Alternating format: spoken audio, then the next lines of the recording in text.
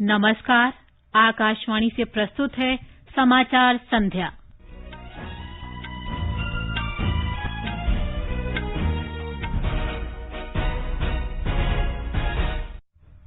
प्रधानमंत्री नरेंद्र मोदी ने डेनमार्क की प्रधानमंत्री मैट फ्रेडरिक्सन के साथ वर्चुअल द्विपक्षीय शिखर बैठक की। श्री मोदी ने कहा, वैक्सीन विकास पर समान दृष्टिकोण वाले देशों के बीच सहयोग से कोविड महामारी से निपटने में मदद मिलेगी। रक्षा खरीद परिषद ने 2,290 करोड़ रुपए के साजो सामान की खरीद प्रस्तावों को मंजूरी दी। सरकार ने चीन से औषध क्षेत्र के कच्चे माल की कथित डंपिंग की जांच शुरू की। कोविड-19 से स्वस्थ होने की दर 82.58% हुई और दुबई में आईपीएल क्रिकेट में रॉयल चैलेंजर्स बेंगलौर और मुंबई इंडियंस के बीच मुकाबला जारी। समाचार संध्या में लवलीन निगम के साथ मैं प्रियंका अरोड़ा। महात्मा गांधी की 150वीं जयंती के अवसर पर विशेष श्रृंखला में हम बुलेटिन की शुरुआत बापू की बात से कर रहे हैं। एक प्रार्थना संबोधन के बाद महात्मा गांधी ने चरखा के बारे में बात की थी और कहा कि ये अहिंसा का प्रतीक है। हिंदुस्तान ने मान लिया कि चरखा है वो तो अहिंसा का प्रतीक है, उसकी निशानी है। आज वो निशानी तो गुम हो गई। अगर वो निशानी रहती तो आज हमारे सामने जो चीज बन रही है वो तो नहीं बनने वाली थी। प्रधानमंत्री नरेंद्र मोदी और डेनमार्क की प्रधानमंत्री मैट फ्रेडरिक्सन के बीच आज शाम वर्चुअल द्विपक्षीय शिखर बैठक हुई। शिखर बैठक के आरंभ में श्री मोदी ने कहा कि ये न केवल भारत डेनमार्क संबंधों के लिए उपयोगी सिद्ध होगी, बल्कि इससे वैश्विक चुनौतियों से निपटने के लिए साझा दृष्टिकोण विकसित करने में भी मदद मिलेगी। उन्होंने कहा कि कुछ महीने पहले दोनों देशों ने कई मोर्चों पर सहयोग बढ़ाने के बारे में व्यापक चर्चा की थी। श्री मोदी ने कहा कि आज इस वर्चुअल शिखर बैठक के जरिए उन विचारों को नई दिशा और तेजी प्रदान की जा रही है। श्री मोदी ने कहा कि पिछले कई महीनों की घटनाओं से ये स्पष्ट हो गया है कि समान दृष्टिकोण वाले देशों के लिए मिलकर काम करना कितना महत्वपूर्ण है। उन्होंने कहा कि वैक्सीन तैयार करने में समान दृष्टिकोण वाले देशों के सहयोग से कोविड महामारी से निपटने में मदद मिलेगी। श्री मोदी ने कहा कि कोविड-19 महामारी ने दिखाया है कि किसी एक स्रोत पर अत्यधिक निर्भरता वैश्विक आपूर्ति श्रृंखला के लिए अत्यधिक जोखिम भरी होती है। कोविड-19 ने दिखाया है कि ग्लोबल सप्लाई चेन्स का किसी भी सिंगल सोर्स पर अत्यधिक निर्भर होना कितना रिस्की होता है। हम जापान और ऑस्ट्रेलिया के साथ मिलकर सप्लाई चेन को डाइवर्सिफाई करना और रेजिलियंस के लिए काम कर रहे हैं। अन्य लाइक माइंडेड देश भी इस प्रयत्न में जुड़ सकते हैं। श्री मोदी ने कहा कि महामारी के दौरान भारत की औषध निर्माण क्षमता पूरी दुनिया के लिए उपयोगी रही है। पिछले कई महीनों की घटनाओं ने यह स्पष्ट कर दिया है कि हमारे जैसे लाइक माइंडेड देशों का जो एक रूल्स बेस्ड, ट्रांसपेरेंट, ह्यूमैनिटेरियन और डेमोक्रेटिक वैल्यू सिस्टम शेयर करते हैं, साथ मिलकर काम करना कितना आवश्यक है। वैक्सीन डेवलपमेंट में भी लाइक माइंडेड कंट्रीज के बीच कोलैबोरेशन से इस पैंडेमिक से निपटने में मदद मिलेगी। इस महामारी के दौरान भारत की फार्मा उत्पादन क्षमताएं पूरे विश्व के लिए उपयोगी रही है। हम यही प्रयास वैक्सीन के क्षेत्र में भी कर रहे हैं। हमारे आत्मनिर्भर भारत अभियान का भी यही प्रयास है कि प्रमुख आर्थिक क्षेत्रों में भारत की क्षमताएं बढ़े और वे विश्व के भी काम आए। प्रधानमंत्री ने कहा कि डेनमार्क 2009 से ही वाइब्रेंट गुजरात समिट में निरंतर भागीदारी करता रहा है। उन्होंने कहा कि भारत में काम कर रही कंपनियों को विनियामक और कराधान सुधारों से लाभ होगा। रेगुलेटरी और टैक्सेशन रिफॉर्म से भारत में काम करने वाली कंपनीज को लाभ मिलेगा। अन्य क्षेत्रों में भी रिफॉर्म्स की प्रक्रिया निरंतर चालू है। हाल ही में कृषि और लेबर सेक्टर्स में महत्वपूर्ण रिफॉर्म्स किए गए हैं। डेनमार्क की प्रधानमंत्री मैट फ्रेडरिक्सन ने कहा कि ये शिखर बैठक द्विपक्षीय संबंधों और हरित साझेदारी पर समझौते की दिशा में डेनमार्क के लिए मील का पत्थर साबित होगी। उन्होंने कहा कि कोविड महामारी ने हम सब के सामने चुनौती पैदा की है, जिससे हमें एकजुट होकर निपटना होगा। प्रधानमंत्री नरेंद्र मोदी कल वीडियो कॉन्फ्रेंस के जरिए नमामि गंगे मिशन के तहत उत्तराखंड में 6 बड़ी परियोजनाओं का शुभारंभ करेंगे। इनमें शामिल है हरिद्वार के जगजीतपुर में 6 करोड़ 80 लाख लीटर प्रतिदिन की क्षमता वाले सीवेज ट्रीटमेंट प्लांट का निर्माण और 2 करोड़ 27 लाख लीटर प्रतिदिन की क्षमता वाले मौजूदा प्लांट का उन्नयन तथा सराय में 1 करोड़ 80 लाख लीटर प्रतिदिन की क्षमता वाले सीवेज ट्रीटमेंट प्लांट का निर्माण। जगजीतपुर में यह परियोजना सार्वजनिक निजी भागीदारी के तहत हाइब्रिड एन्युटी मोड में पूरी होने वाली पहली सीवेज ट्रीटमेंट परियोजना है। प्रधानमंत्री ऋषिकेश में लक्कड़ घाट में 2 करोड़ 60 लाख लीटर प्रतिदिन क्षमता वाले सीवेज ट्रीटमेंट प्लांट का भी उद्घाटन करेंगे। गंगा नदी में पड़ने वाले गंदे पानी में से करीब 80% हरिद्वार ऋषिकेश क्षेत्र में ही डाला जाता है। ये संयंत्र गंगा नदी को निर्मल बनाए रखने में महत्वपूर्ण भूमिका निभाएंगे। मुनिकीरेती कस्बे के चंद्रेश्वर नगर में 75 लाख लीटर प्रतिदिन क्षमता का सीवेज ट्रीटमेंट प्लांट देश का पहला 4 मंजिला प्लांट होगा, जहां जगह की कमी को अवसर में बदला गया है। प्रधानमंत्री चोरपानी में 50 लाख लीटर प्रतिदिन क्षमता के सीवेज ट्रीटमेंट प्लांट और बद्रीनाथ में 10 लाख तथा 10,000 लीटर प्रतिदिन क्षमता वाले 2 संयंत्रों का भी शुभारंभ करेंगे। उत्तराखंड में गंगा नदी के किनारे 17 कस्बों से प्रदूषण के निपटारे के लिए कुल 30 परियोजनाएं पूरी हो गई हैं। ये महत्वपूर्ण उपलब्धि है। श्री मोदी गंगा नदी पर पहले संग्रहालय गंगा अवलोकन का भी उद्घाटन करेंगे। ये संग्रहालय हरिद्वार के चंडीघाट के निकट बनाया गया है। उत्तर प्रदेश सरकार ने केंद्रीय जल शक्ति मंत्रालय के अधीन पेयजल और स्वच्छता विभाग द्वारा शुरू किए गए गरीब कल्याण रोजगार अभियान में 8 पुरस्कार प्राप्त किए हैं। राज्य ने गंदगी मुक्त भारत योजना के क्रियान्वयन में भी दूसरा स्थान प्राप्त किया है। जल शक्ति राज्य मंत्री 2 अक्टूबर को एक वर्चुअल समारोह में ये पुरस्कार प्रदान करेंगे। ये समाचार आकाशवाणी से प्रसारित किए जा रहे हैं। ताजा समाचार जानने के लिए आप हमारे Twitter handle @AIR News Hindi को फॉलो कर सकते हैं।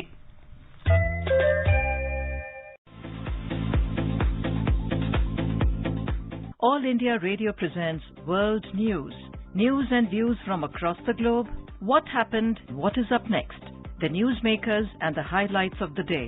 Every day at 10:20 p.m. on 100.1 FM, All India Radio.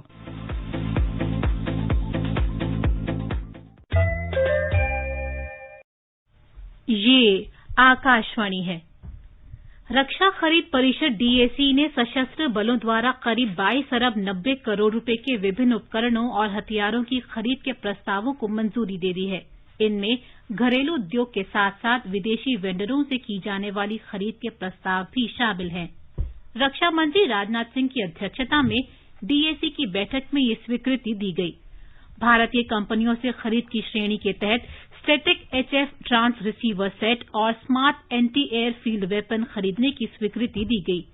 HF radio set से थल सेना और वायुसेना की क्षेत्रीय इकाइयों के लिए संचार सुविधा बाधा रहित होगी। इस खरीद पर लगभग 5 अरब 40 करोड़ रुपए खर्च होंगे। Smart anti airfield weapon की खरीद पर लगभग 9 अरब 70 करोड़ रुपए खर्च होंगे। इससे नौसेना और वायुसेना की मारक क्षमता बढ़ेगी। सेना की अग्रिम इकाई को मजबूत बनाने के लिए SIG SAUER असॉल्ट राइफलें खरीदने के प्रस्ताव को मंजूरी दी गई। इन राइफलों की खरीद पर लगभग 7 अरब 80 करोड़ रुपए खर्च होंगे। सरकार ने चीन से औषध क्षेत्र के कच्चे माल सेफ्ट्रिएक्सोन सोडियम स्टेराइल की कथित डंपिंग की जांच शुरू की है। नेक्टर लाइफ साइंसेज और स्टेराइल इंडिया ने इस संबंध में वाणिज्यिक मंत्रालय की जांच इकाई व्यापार राहत महानिदेशालय के समक्ष शिकायत की है। घरेलू विनिर्माताओं ने इस मामले की जांच की मांग की है। शिकायत करने वालों का कहना है कि चीन से डंप माल के आयात के कारण घरेलू उद्योग को नुकसान हो रहा है। उन्होंने इस तरह के आयात पर डंपिंग रोधी शुल्क लगाने का अनुरोध किया है। सरकार ने देश में कृषि क्षेत्र के कायाकल्प और किसानों की आय बढ़ाने के लिए 3 अधिनियम लागू कर दिए हैं। ये हैं किसान उपज व्यापार और वाणिज्य संवर्धन और सुविधा अधिनियम 2020, किसान सशक्तिकरण और संरक्षण मूल्य आश्वासन और कृषि सेवा पर करार अधिनियम 2020 तथा आवश्यक वस्तु संशोधन अधिनियम 2020। इससे पहले 18 सितंबर को बिहार में कोसी नदी पर रेलवे पुल के शुभारंभ के दौरान प्रधानमंत्री नरेंद्र मोदी ने किसानों को सतर्क किया था कि इस संबंध में भ्रांति फैलाई जा रही है। ऐसे लोगों से सावधान रहें जिन्होंने दशकों तक देश पर राज किया और जो आज किसानों से झूठ बोल रहे हैं। वो लोग किसानों की रक्षा का ढिंढोरा पीट रहे हैं, लेकिन दरअसल वे किसानों को अनेक बंधनों में जकड़कर रखना चाहते हैं। वो लोग बिचौलियों का साथ दे रहे हैं।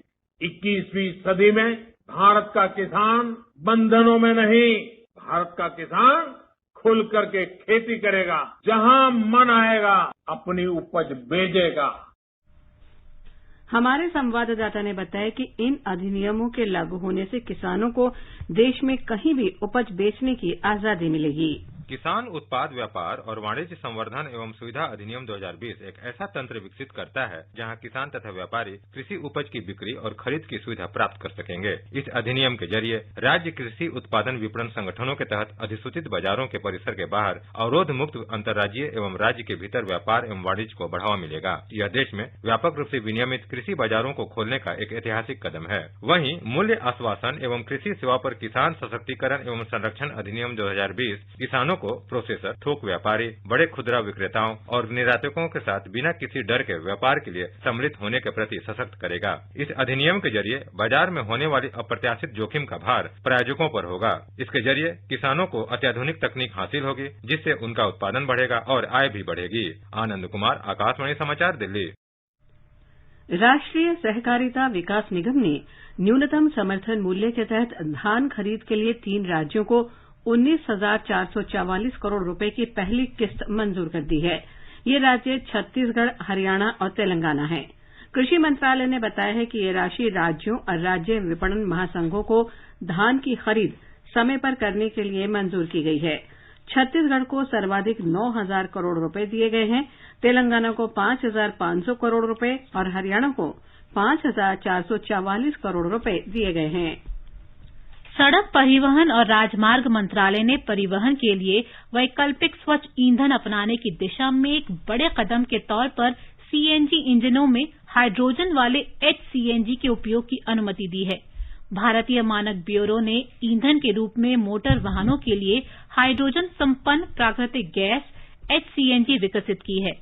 इंजनों में केवल CNG की जगह HCNG के उपयोग से उत्सर्जन में कमी लाने के प्रयासों का परीक्षण किया गया। उत्तर प्रदेश सरकार ने केंद्रीय जल शक्ति मंत्रालय के अधीन पेयजल और स्वच्छता विभाग द्वारा शुरू किए गए गरीब कल्याण रोजगार अभियान में 8 पुरस्कार प्राप्त किए हैं। राज्य ने गंदगी मुक्त भारत योजना के कार्यान्वयन में भी दूसरा स्थान प्राप्त किया है। जल शक्ति राज्य मंत्री 2 अक्टूबर को एक वर्चुअल समारोह में ये पुरस्कार प्रदान करेंगे।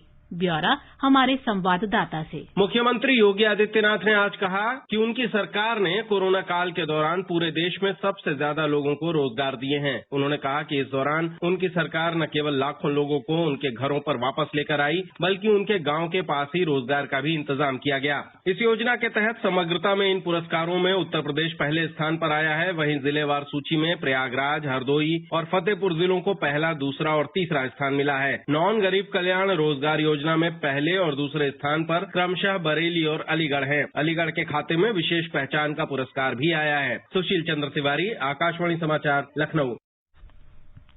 आगे बढ़ने से पहले मुख्य समाचारों पर एक नजर। प्रधानमंत्री नरेंद्र मोदी ने डेनमार्क की प्रधानमंत्री मैट फ्रेडरिकसन के साथ वर्चुअल द्विपक्षीय शिखर बैठक की। श्री मोदी ने कहा, वैक्सीन विकास पर समान दृष्टिकोण वाले देशों के बीच सहयोग से कोविड महामारी से निपटने में मदद मिलेगी। रक्षा खरीद परिषद ने 2,290 करोड़ रुपए के साजो सामान के खरीद प्रस्तावों को मंजूरी दी। सरकार ने चीन से आयातित औषध क्षेत्र के कच्चे माल की कथित डंपिंग की जांच शुरू की।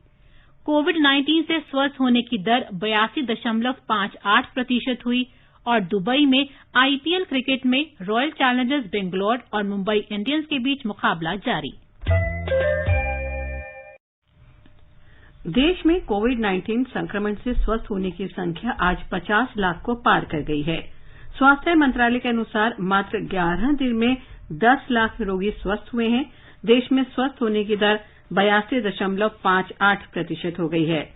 पिछले 24 घंटे के दौरान 74,000 से अधिक लोग स्वस्थ हुए हैं। मंत्रालय के अनुसार देश में हाल के दिनों में प्रतिदिन 90,000 से अधिक लोग स्वस्थ हो रहे हैं।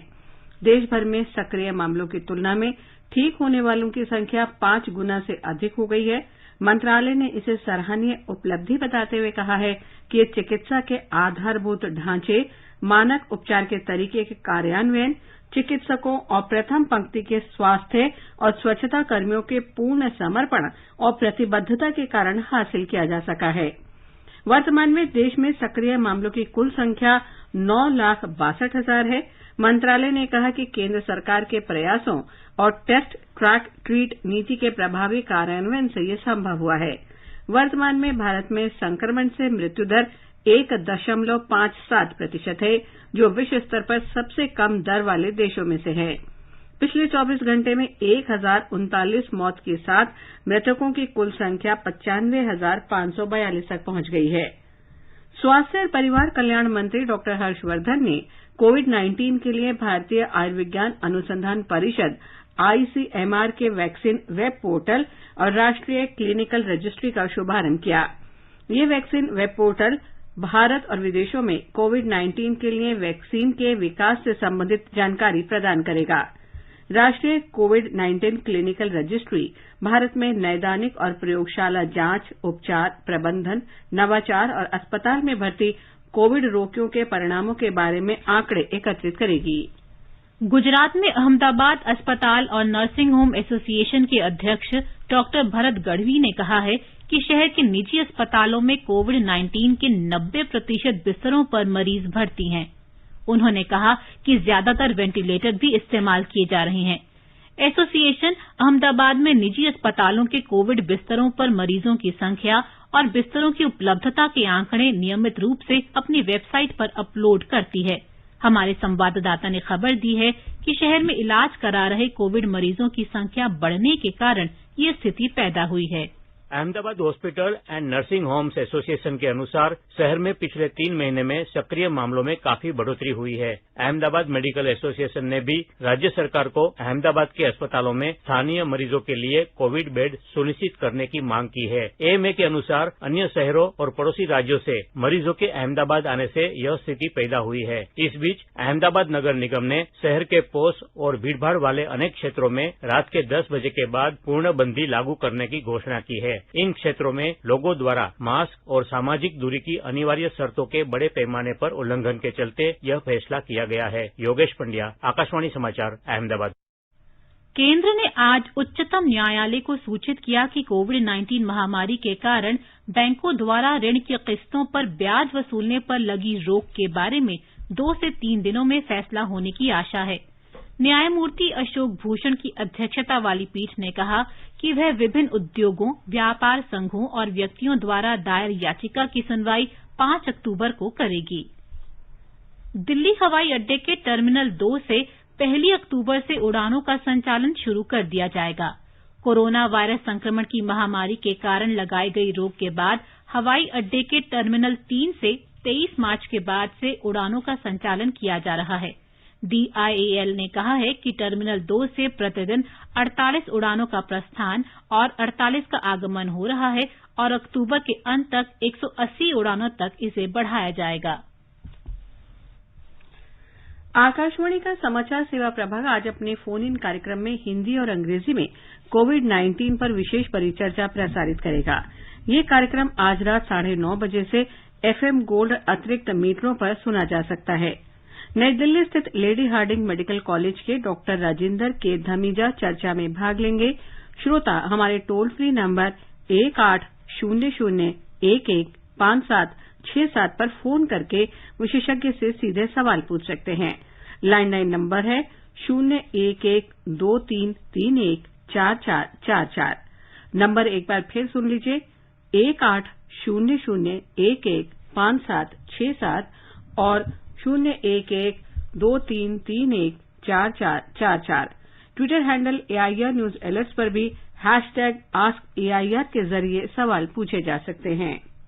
सरकार ने खरीफ की फसल 2020-21 के लिए तमिलनाडु, कर्नाटक, महाराष्ट्र, तेलंगाना और हरियाणा से 13,77,000 मीट्रिक टन दलहन और तिलहन की सरकारी खरीद को मंजूरी दे दी है। अन्य राज्यों और केंद्र शासित प्रदेशों में इन खाद्य वस्तुओं के मूल्य अगर न्यूनतम समर्थन मूल्य से कम हुआ तो इनसे प्रस्ताव प्राप्त होने के बाद दलहन और तिलहन की सरकारी खरीद को मंजूरी दी जाएगी। इस महीने की 24 तारीख तक केंद्र सरकार ने अपनी नोडल एजेंसियों के माध्यम से 34 मीट्रिक टन मूंग दाल की सरकारी खरीद की है। इसका न्यूनतम समर्थन मूल्य कुल मिलाकर 25 लाख रुपए था, जिसका लाभ तमिलनाडु के किसानों को हुआ। कृषि मंत्रालय ने बताया है कि 1,868 रुपए के न्यूनतम समर्थन मूल्य पर हरियाणा और पंजाब से कल तक 5,637 मीट्रिक टन धान की खरीदारी की गई। शेष राज्यों से धान की सरकारी खरीदारी आज से शुरू हो गई है। 2020-21 फसल के लिए कपास की खरीदारी की शुरुआत अगले महीने की पहली तारीख से की जाएगी। राष्ट्र आज क्रांतिकारी शहीद भगत सिंह को उनकी 113वीं जयंती पर श्रद्धांजलि अर्पित कर रहा है। वे देश की आजादी के लिए अंग्रेजी शासन के खिलाफ लड़े और मात्र 23 वर्ष की आयु में उन्हें राजगुरु और सुखदेव के साथ लाहौर जेल में फांसी दे दी गई। प्रधानमंत्री नरेंद्र मोदी ने भगत सिंह को श्रद्धांजलि दी और देश की आजादी की लड़ाई में उनके योगदान का उल्लेख किया।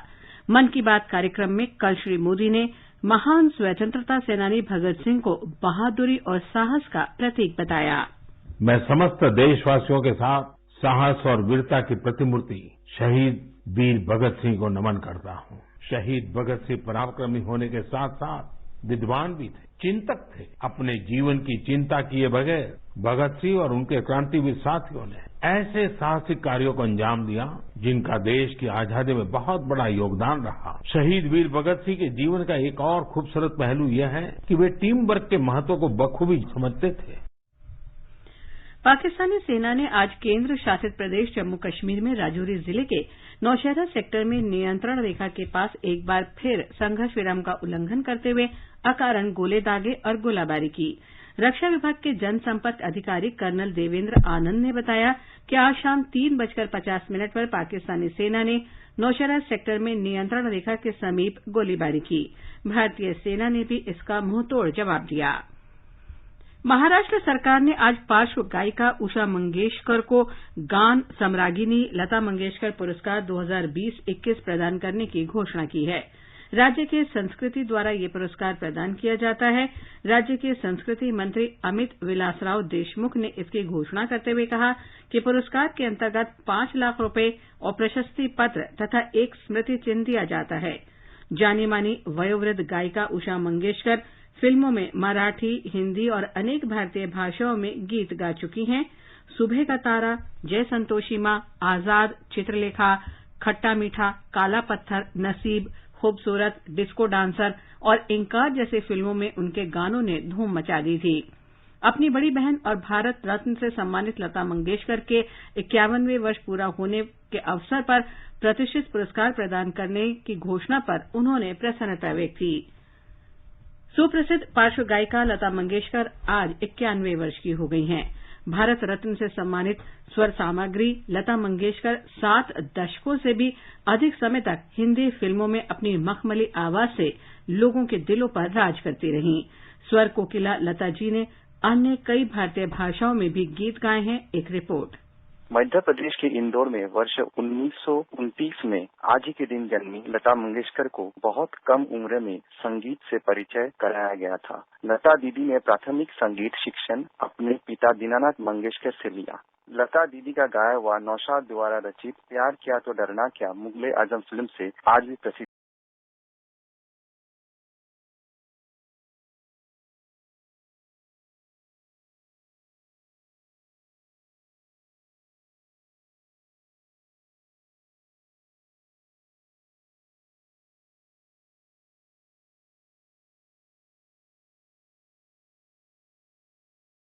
साल से लंबे करियर में लता दीदी ने 35 से अधिक भारतीय और विदेशी भाषाओं में गाने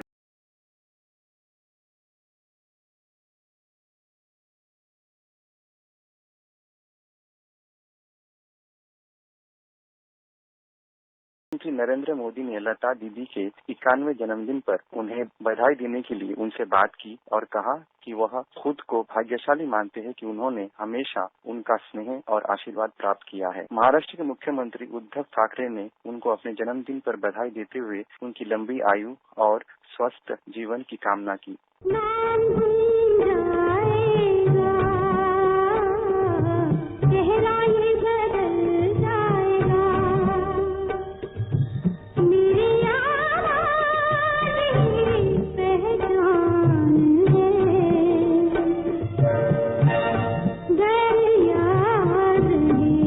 कुणाल शिंदे के साथ देवप्रिय भट्टाचार्य जी, आकाशवाणी समाचार, Mumbai. Indian Farmers Fertiliser Cooperative Limited IFFCO ने आज स्पष्ट किया कि डीएपी और एनपीके उर्वरकों के अधिकतम खुदरा मूल्य में वृद्धि की कोई योजना नहीं है।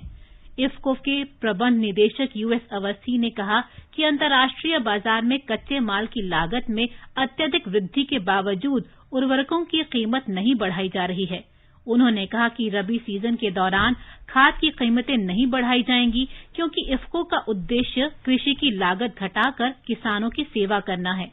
इफ्को उर्वरकों के विनिर्माण और विपणन के क्षेत्र में प्रमुख सहकारी संस्था है। ओडिशा के मुख्यमंत्री नवीन पटनायक ने आज राज्य को 3 वर्ष के भीतर झुग्गी झोपड़ियों से मुक्त कराने के कार्यक्रम की शुरुआत की। इस कार्यक्रम के अंतर्गत झुग्गी झोपड़ी निवासियों के लिए नल से पानी उपलब्ध कराने, बिजली की सुविधा सुनिश्चित करने, पक्की सड़कों और मनोरंजन स्थलों के निर्माण की व्यवस्था जैसी बुनियादी जरूरतें उपलब्ध कराई जाएंगी। महाराष्ट्र के मुख्यमंत्री उद्धव ठाकरे ने कहा है कि राज्य सरकार ने रेस्तरां फिर खोलने के लिए मानक संचालन प्रक्रिया तैयार कर ली है। इसके दिशा निर्देश तैयार होते ही इस बारे में फैसला लिया जाएगा। मुख्यमंत्री ने आज वीडियो कॉन्फ्रेंस के माध्यम से मुंबई, पुणे, औरंगाबाद और नागपुर के रेस्तरां संघों के प्रतिनिधियों के साथ बैठक की। एक रिपोर्ट। महाराष्ट्र के मुख्यमंत्री उद्धव ठाकरे ने रेस्टोरेंट मालिकों को आश्वस्त किया है कि रेस्तरां फिर से शुरू करने के लिए बनाए गए एसओपी उनकी कठिनाइयां नहीं बढ़ाएंगे, बल्कि रेस्तरां के शेफ और अन्य कर्मी तथा ग्राहकों की सुरक्षा के लिए वह बेहद जरूरी है। रेस्तरां खुलने पर मास्क परिधान करने, हाथ धोने तथा सुरक्षित अंतर का पालन करने की आवश्यकता पर उन्होंने जोर दिया। सभी स्टेक होल्डर्स को साथ मिलकर ये एसओपी अंतिम करने का आह्वान ठाकरे ने किया। अतिरिक्त मुख्य सचिव सीताराम कुंटे ने कहा कि रेस्तरां के प्रतिनिधि के साथ एक बार फिर से बैठक करने के बाद ये नियम अंतिम किए जाएंगे। शैलेश पाटिल, आकाशवाणी समाचार, मुंबई। आईपीएल क्रिकेट में दुबई में रॉयल चैलेंजर्स बेंगलौर ने मुंबई इंडियंस के साथ ताजा समाचार मिलने तक 13वें ओवर में 2 विकेट पर 92 रन बना लिए थे। इससे पहले टॉस जीतकर मुंबई इंडियंस ने गेंदबाजी करने का फैसला किया। और अब एक नजर कल के मौसम के पूर्वानुमान पर। राष्ट्रीय राजधानी दिल्ली में आमतौर पर आसमान साफ रहेगा। न्यूनतम तापमान 22 और अधिकतम 36 डिग्री सेल्सियस के आसपास रहने का अनुमान है। मुंबई में दोपहर या शाम को गरज के साथ बारिश हो सकती है। न्यूनतम तापमान 27 और अधिकतम 32 डिग्री सेल्सियस के आसपास बना रहेगा। चेन्नई में आमतौर पर बादल छाए रहेंगे। तापमान 26 और 33 डिग्री सेल्सियस के बीच रहने के आसार हैं। कोलकाता में भी कहीं कहीं बादल छाए रहने और सामान्य वर्षा होने या फिर गरज के साथ छींटे पड़ने के आसार हैं। तापमान 27 और 34 डिग्री सेल्सियस के बीच रहने का अनुमान है। जम्मू में न्यूनतम तापमान 20, अधिकतम 35 डिग्री सेल्सियस के आसपास रह सकता है। आसमान आमतौर पर साफ रहेगा। श्रीनगर में भी आसमान साफ रहेगा, लेकिन दोपहर या शाम को आंशिक रूप से बादल छाए रह सकते हैं। तापमान 8 और 27 डिग्री सेल्सियस रहने के आसार हैं। गिलगित में आंशिक रूप से बादल छाए रह सकते हैं। गरज के साथ बारिश होने तथा आंधी चलने का भी अनुमान है। तापमान 13 से 26 डिग्री सेल्सियस के बीच रह सकता है। मुजफ्फराबाद में आमतौर पर आसमान साफ रहेगा, लेकिन दोपहर या शाम को आंशिक तौर पर बादल छाए रहने के आसार हैं। तापमान 15 से 33 डिग्री सेल्सियस के बीच रह सकता है। समाचार कक्ष से नईम अख्तर।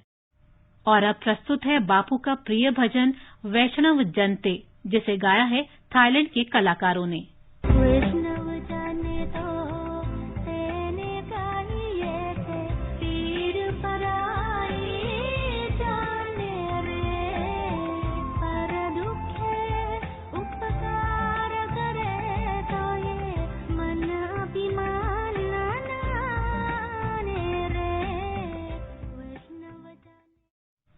और अंत में मुख्य समाचार एक बार फिर। प्रधानमंत्री नरेंद्र मोदी ने डेनमार्क की प्रधानमंत्री मेट्टे फ्रेडरिक्सन के साथ वर्चुअल द्विपक्षीय शिखर बैठक की। श्री मोदी ने कहा, वैक्सीन विकास पर समान दृष्टिकोण वाले देशों के बीच सहयोग से कोविड महामारी से निपटने में मदद मिलेगी। रक्षा खरीद परिषद ने 2,290 करोड़ रुपए के साजो सामान के खरीद प्रस्तावों को मंजूरी दी। सरकार ने चीन से आयातित औषध क्षेत्र के कच्चे माल की कथित डंपिंग की जांच शुरू की। इसके साथ ही समाचार संध्या का ये अंक समाप्त हुआ। नमस्कार।